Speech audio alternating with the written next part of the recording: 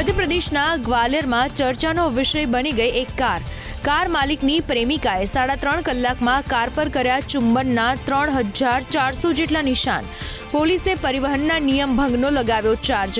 5500 રૂપિયાનો દંડ ફટકારીને નિશાન દૂર કરવા આદેશ. નવસારીના ઉપસડ ગામમાં આતંક મચાવનાર દીપડાને ઝડપી લેવાય. દીપડાએ ખેડૂત પર કર્યો હતો હુમલો. વન વિભાગે સ્થળ પર પહોંચીને હાથ ધર્યું ઓપરેશન. દીપડાને બેભાન કર્યા બાદ ઝડપી સલામત સ્થળે લઈ જવાય. જામનગર જિલ્લાને દુષ્કાળગ્રસ્ત જાહેર કરવા કોંગ્રેસની માંગ.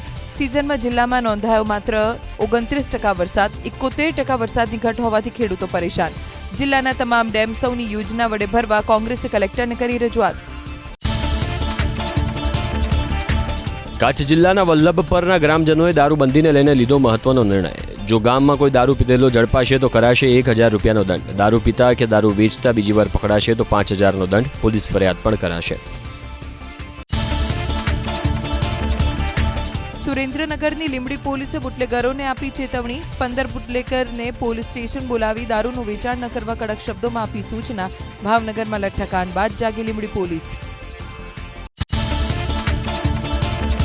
મધ્યપ્રદેશના ગ્વાલિયરમાં ચર્ચાનો વિષય બની ગઈ એક કાર માલિકની પ્રેમિકાએ 3.5 કલાકમાં કાર પર કર્યા ચુંબનના 3400 જેટલા નિશાન. પોલીસે પરિવહનના નિયમ ભંગનો લગાવ્યો ચાર્જ.